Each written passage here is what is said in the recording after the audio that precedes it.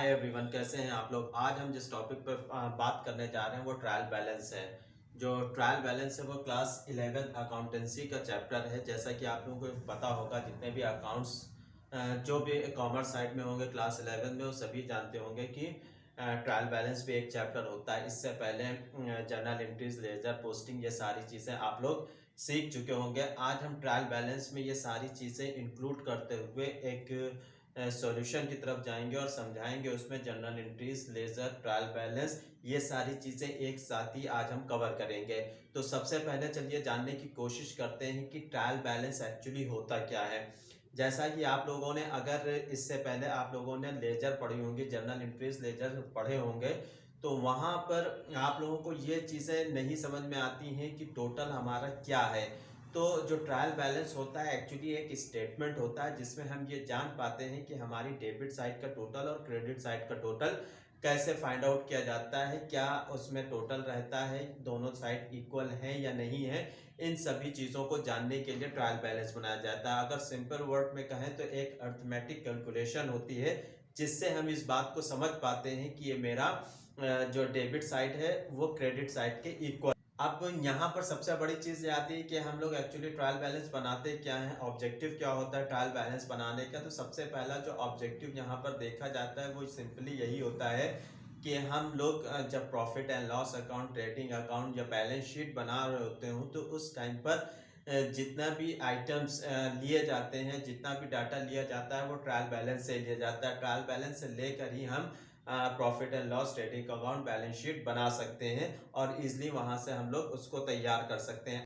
इसके बाद जो दूसरी चीज़ होती है कि इंपॉर्टेंट एक्यूरेसी की बात की गई, इससे हम अर्थमेटिक कैलकुलेशन को बहुत अच्छे से समझ पाते हैं। थर्ड है हमारा कि हम जो भी कैलकुलेशन करते हैं उसको ईजिली पहचान पाते हैं और समझ पाते हैं। तो ये सारी चीज़ें कुछ ऑब्जेक्टिव्स होते हैं जो कि ट्रायल बैलेंस में बहुत ज़्यादा ज़रूरी होते हैं। अब ट्रायल बैलेंस को बनाने के लिए हम लोग कई तरह के मेथड्स का यूज़ करते हैं, तो एक एक करके उन मेथड्स को भी आप लोगों के सामने एक्सप्लेन किया गया है। अब चलिए सिंपली हम इसके क्वेश्चंस की तरफ चलते हैं और समझने की कोशिश करते हैं कि ट्रायल बैलेंस को एक्चुअली किस तरह से प्रैक्टिकली इसको किया जाता है, इसके बारे में बात करते हैं। देखिए, अभी ट्रायल बैलेंस के बारे में हमने आपको थोड़ी सी डिटेल बता दी थी कि एक्चुअली ट्रायल बैलेंस होता क्या है, लेकिन मेन चीज़ें जो हैं वो सारी प्रैक्टिकल में की जाती हैं। तो प्रैक्टिकल के बारे में सबसे पहले समझने की कोशिश करते हैं कि प्रैक्टिकल किस तरह से किया जाता है।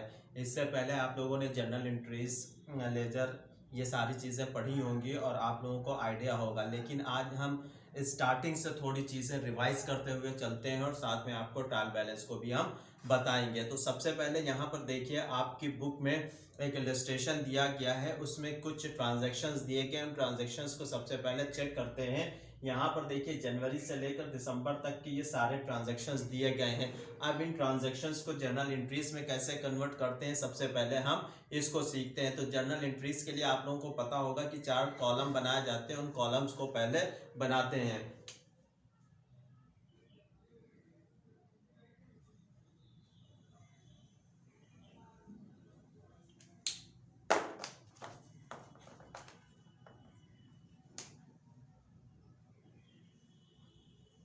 जैसा कि आप लोगों को पता है कि इस तरह से कॉलम्स को बनाया जाता है।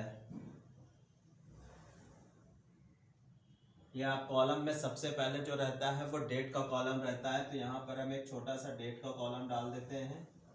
उसके बाद जो दूसरा कॉलम रहता है मेरा पर्टिकुलर्स का रहता है, उसको हम यहाँ पर थोड़ा सा बड़ा कर देते हैं, ये मेरा पर्टिकुलर का हो जाएगा। इसके बाद जो थर्ड कॉलम रहता है वो मेरा रहता है लेजर फोलियो का, तो यहाँ पर एक छोटा सा लेजर फोलियो का हम लोग कॉलम डाल देते हैं जिसको LF कहा जाता है। इसके बाद जो नेक्स्ट होता है वो डेबिट अमाउंट और क्रेडिट अमाउंट का होता है, तो यहाँ पर हम एक डेबिट अमाउंट का कॉलम डाल देते हैं और एक क्रेडिट अमाउंट का हम यहाँ पर कॉलम डाल देते हैं इस तरह से।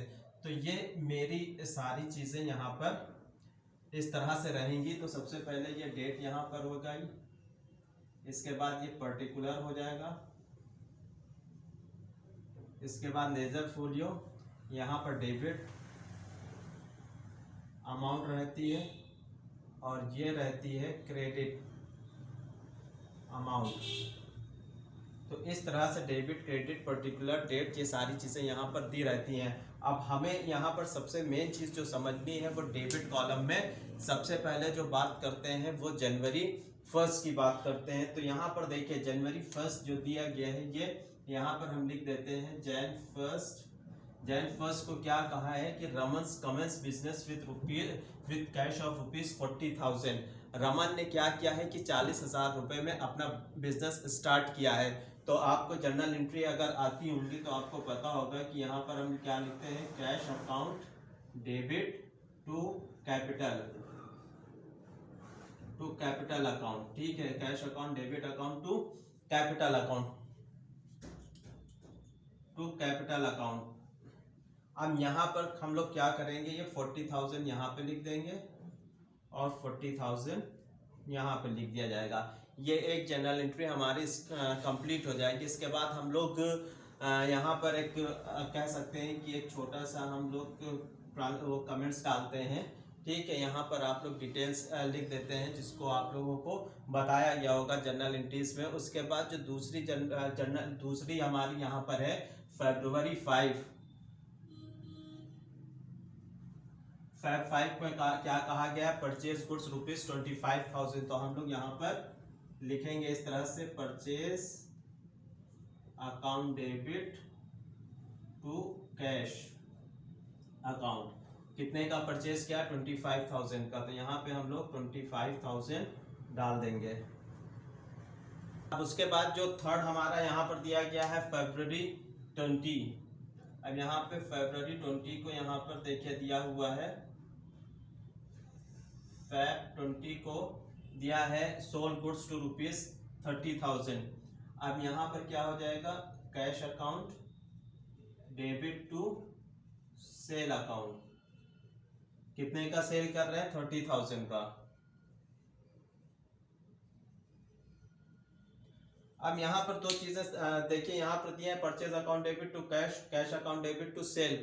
अब जैसा कि आप लोगों को पता है कि अभी हम क्या बता रहे थे कि जो कैश है, कैश का यूज तब होता है जब हम कुछ चीजें नगद पे परचेस करते हैं या सेल करते हैं। अगर यहीं पर हम उधार में कुछ चीजें सेल कर रहे होते तो हमें उस पर्सन का यहाँ पर नाम लिखना होता है जिसको हमने उधार में दिया होता है। अगर कैश में दे रहे हैं तो फिर हमें उसकी नाम की जरूरत नहीं रहती है, हम डायरेक्ट कैश यहाँ पर लिख सकते हैं। ये चीज क्लियर हो गई। अब नेक्स्ट जो है यहाँ पर May 10 को देखिए दिया है, परचेज गुड्स फ्रॉम सोहन ₹18,000। अब यहाँ पर सेम चीज जो दी गई है उसको बता देते हैं। May 10 को purchase account debit to Sohan account कितने का है, 18,000 का। 18,000 का है ये। अब यहाँ पर यही चीज हम बता रहे थे, देखिए यहाँ पर purchase account debit to cash हुआ क्योंकि यहाँ पर कैश में एंट्री हुई, यहाँ पर उधार में हुई, तो purchase account debit to Sohan account यहाँ पर लिख दिया गया। कोई प्रॉब्लम यहाँ पर। अब उसके बाद नेक्स्ट है हमारा, देखिए थर्ड के जून 28 को receive cash from Ramesh ₹20,000। Ramesh से हमने कितना अमाउंट रिसीव किया है, 20,000 हमने रिसीव किया है। तो cash account debit to Ramesh account कितना है, 20,000।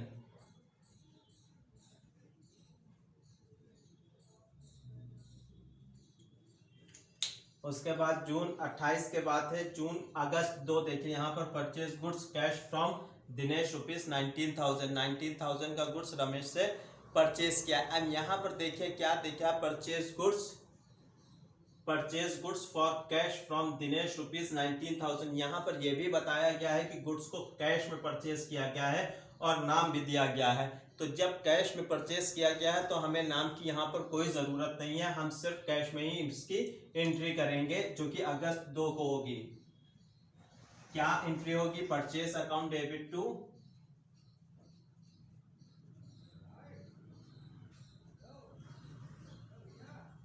कितना है, 19,000। ठीक है। अब यहाँ पर ये एंट्री हो जाने के बाद जो नेक्स्ट हमारे अगस्त 29 को दिया है, क्या दिया गया है कि withdrawal cash for personal use ₹500। Withdrawal मतलब पर्सनल यूज के लिए। अब आपने एक वर्ड ड्राइंग जरूर सीख रखा होगा जब आपने जर्नल एंट्री सीखी होंगी। ड्राइंग का मतलब होता है कि परचेज, जब हम पर्सनल यूज के लिए कुछ अमाउंट बिजनेस से निकालते हैं तो उसको ड्राइंग के रूप में जाना जाता है और उसकी एंट्री हम लोग यहाँ पर करते हैं, क्योंकि ये एक्चुअली बिजनेस का पैसा है। इसलिए जब भी कोई निकालता है तो हम लोग ये बिजनेस के एक्सपेंसेस के रूप में जानते हैं। तो इसकी एंट्री क्या होगी, drawing account debit to cash.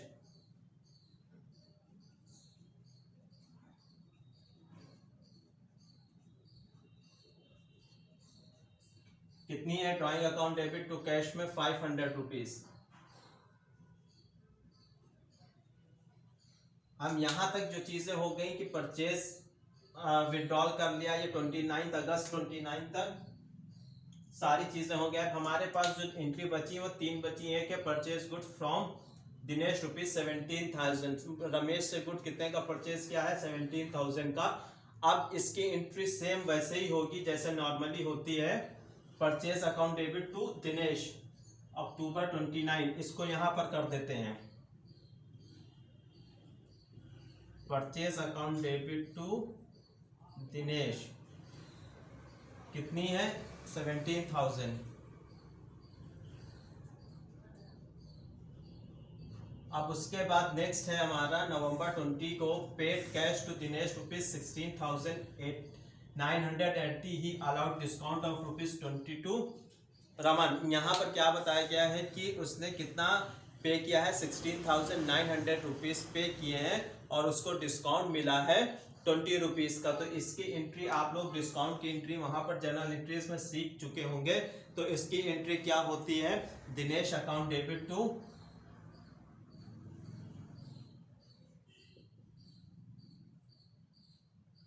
Cash account to discount. अब यहां पर डिस्काउंट जो दिया है उसको आपको पता होना चाहिए कि डिस्काउंट ये क्या है, दे रहे हैं, ठीक है, डिस्काउंट अलाउड किया है। तो यहाँ पर एक्चुअल अमाउंट कितना पे होना चाहिए, 17,000, लेकिन पे कितना हुआ, 16,980। डिस्काउंट कितना हुआ, 20। तो इस तरह से ये एंट्री यहाँ पर हो गई जो कि नवंबर 20 की है, ये 20 नवंबर की है। और उसके बाद नेक्स्ट एंट्री हमारी है पेड दिसंबर 31 को। अब 31 को जो दिसंबर को पेड की गई है क्या है, सैलरी 500 रुपीज। तो इसकी एंट्री क्या हो जाएगी, सेम हमारे ये भी एक्सपेंसेस है तो इसकी हो जाएगी salary account debit to cash account.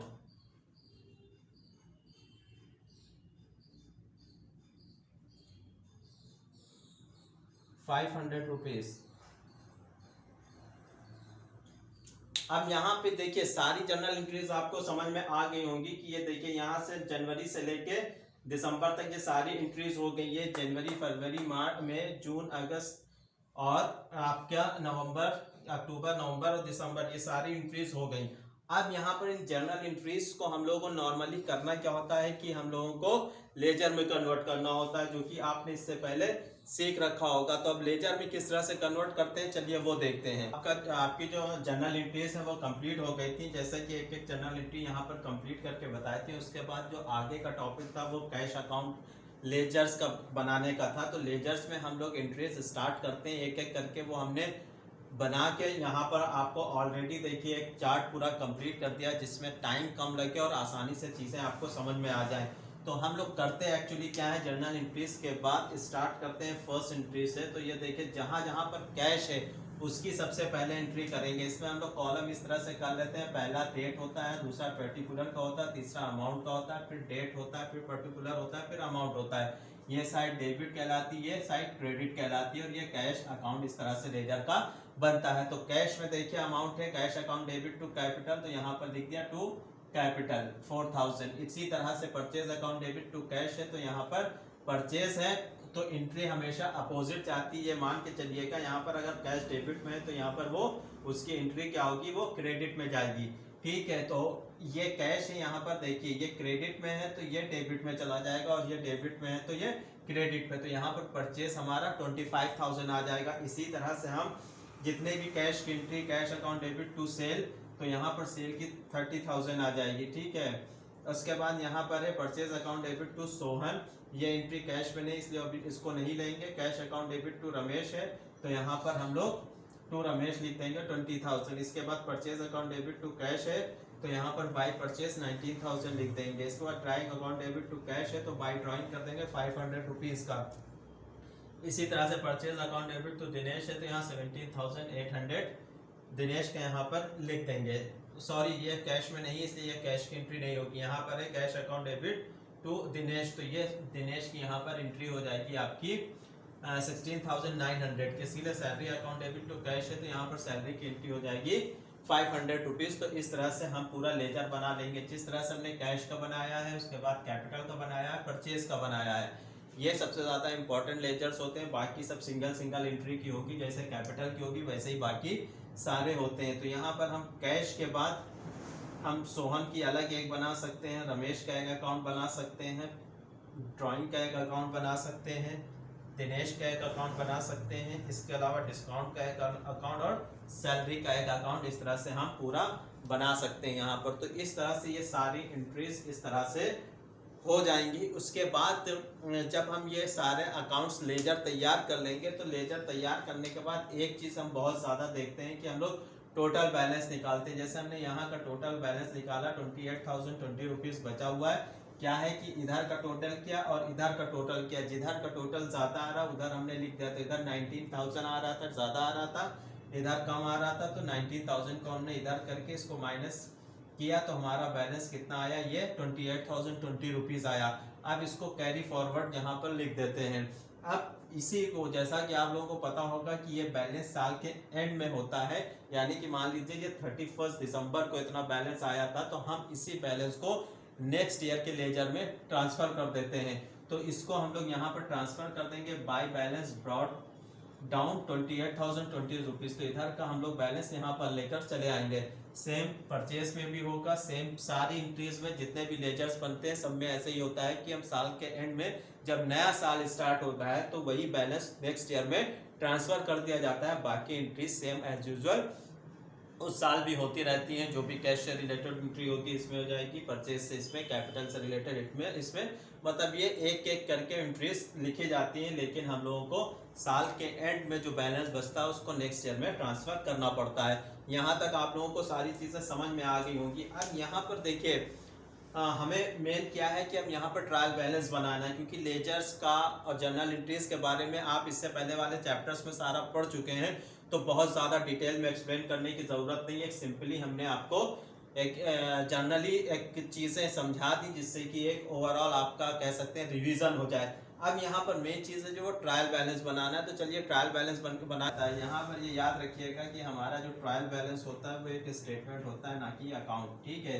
तो ये ट्रायल बैलेंस मेरा एक स्टेटमेंट होता है। तो ये है ट्रायल बैलेंस। अब ट्रायल बैलेंस में एक कॉलम हो जाता है पर्टिकुलर का जहाँ पर हम सारी चीज़ें एंट्रीज करते हैं। उसके बाद हो जाता है एक लेजर फोलियो का, उसके बाद होता है अमाउंट का, ठीक है। ये दो कॉलम अमाउंट के होते हैं, ये डेबिट हो गया और ये क्रेडिट का अमाउंट हो जाता है। ये अमाउंट हो गया, ये अमाउंट हो गया, ये LF हो गया, ये पर्टिकुलर हो गया, ठीक है। तो इस तरह से आप लोग लिख सकते हैं। अब यहाँ पर देखिए यहाँ पर जो सबसे पहले हम लोग ट्रायल बैलेंस पढ़ेंगे वो पढ़ेंगे बैलेंस्ड मेथड का, जो कि नॉर्मली जनरली यही पढ़ा जाता है और यही सबसे ज़्यादा यूज़ किया जाता है।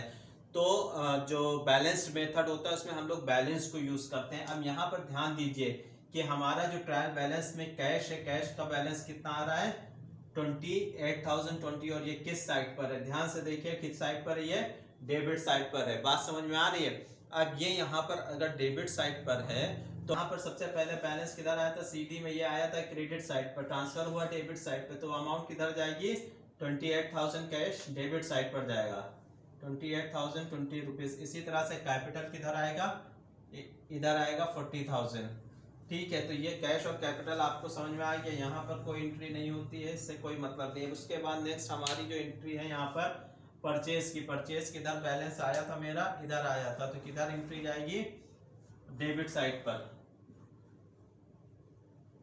परचेज कितना है आपका, परचेज करीब पड़ रहा था 19,000 का, 79,000,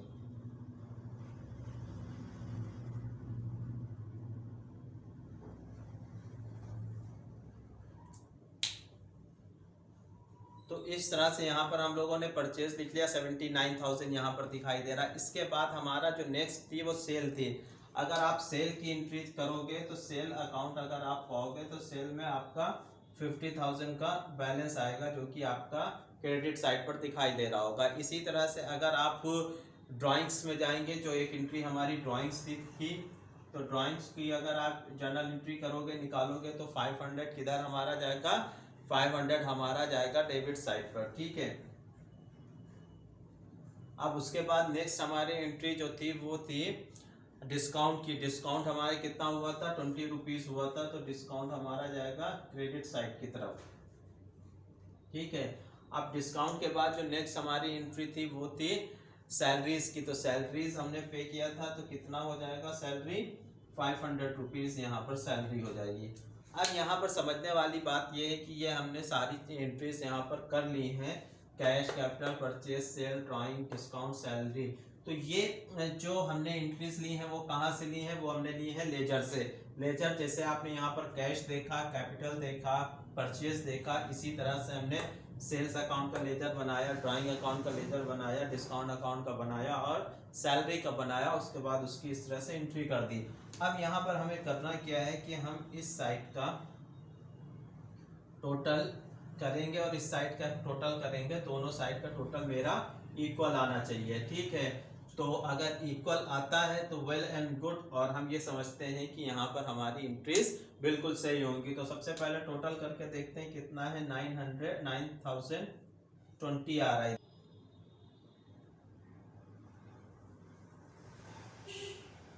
ये जो हम टोटल बैलेंस करेंगे वो 10,020 आएगा, यहाँ पर 10,020 आएगा, तो ये पूरा टोटल हो जाएगा 79,000